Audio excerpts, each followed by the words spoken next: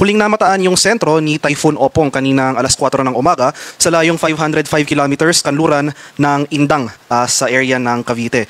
So lumakas muli ito bilang isang typhoon dahil nandito na ito sa bahagi ng West Philippine Sea. So may taglay itong lakas ng hangin na malapit sa gitna na umaabot ng 120 kilometers per hour at pagbugso na umaabot ng 150 kilometers per hour. Yung movement nito sa kalukuyan ay west-northwestward sa bilis sa 30 kilometers per hour. So mapabawasan na yung mga pakulan na ating mararanasan ngayong araw na dulot ni Bagyong Opong. Nag-issue na tayo ng final weather advisory kaninang alas 5 ng umaga. So less likely na tayong makakaranas ng significant na mga malalakas na pakulan. Gayunpaman, makikita natin dito sa ating latest satellite images itong mga kaulapan na kasalukuyang umiiral sa ilang bahagi ng ating bansa.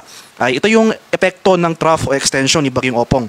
So for today, kahit papalayo na itong si Opong sa ating bansa, makakaranas pa rin tayo ng makulimlim na panahon at mga kalat-kalat na pakulan at thunderstorms dito sa area ng Metro Manila, Ilocos Region, sa bahagi ng Central Luzon, Calabarzon at Mimaropa. Dahil naman sa habagat, makakaranas rin tayo ng mga pakulan. Itong habagat na patuloy na pinapalakas ni Opong, asahan natin yung mga pakulan at mga thunderstorms sa bahagi naman ng Western Visayas, Negros Island Region at Zamboanga Peninsula. Sa nalalabing bahagi ng ating bansa, sa rest of Luzon, Visayas, and Mindanao, so more in particular itong central and eastern sections ng mga lugar na ito, asahan natin ang mas maliwalas sa panahon ngayong araw. Generally improving weather conditions at may chance pa rin ng mga localized thunderstorms. At sa kasalukuyan patuloy natin minomonitor itong cloud cluster sa silangan ng ating bansa malapit sa PAR. So sa ngayon, patuloy yung monitoring dito dahil hindi natin inaalis yung posibilidad ng development ng nasabing cloud clusters into a low pressure area sa mga susunod na araw.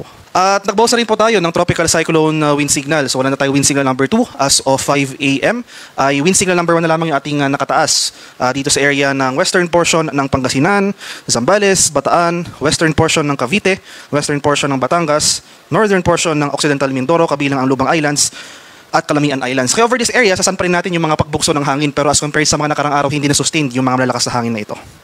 So sa mga susunod na issuance natin, possible pag nasa labas ng PAR, itong si Bagyong Opong ay maglilift na rin tayo ng tropical cyclone wind signal over these areas. Sa kalagayan naman nating karagatan, nag-issue na rin tayo ng final gale warning. So wala nang gale warning na nakataas anumang bahagi ng ating kapuluan.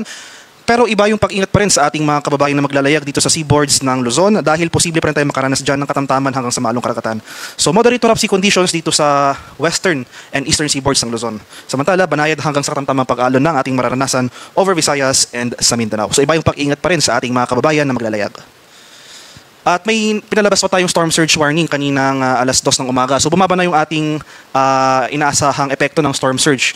May moderate risk pa rin tayo ng storm surge over the coastal areas of Bataan, Batangas, Cavite, Occidental Mindoro, Palawan at Zambales. So para naman sa ating 4-day weather outlook, bukas makakaranas pa rin tayo na makulimlim na panahon at mga kalat-kalat na pagulan at thunderstorms. Sa may Palawan, dulot yan ng southwest monsoon o yung hanging habagat. Samantala, pagsapit ng Lunes ay malaking bahagi ng ating bansa makakaranas ng generally fair weather dahil yan sa paghina ng habagat o yung southwest monsoon. So inasahan naman natin yung pagpasok o yung magiging epekto ng easterlies o yung hangin na nanggagaling sa Karakatang Pasipiko. So for tomorrow, generally improving weather conditions over most of the country. So mas maaliwalas sa panahon ng ating inaasahan. Pagsapit pero ng Martes hanggang sa Miyerkules, itong silangang bahagi ng ating bansa posibleng makaranas ng makulimlim na panahon at mga kalat-kalat na pag-ulan na may pagkulog at pagkilat. So for Tuesday to Wednesday next week, asahan natin yung mga pag-ulan over Eastern Visayas and Bicol region. So for the remainder of the country throughout the rest of the forecast period, so for the next 4 days, generally fair weather ang ating inaasahan dulot ng easterlies pero hindi nangangahulugang wala na tayong pag-ulan na mararanasan.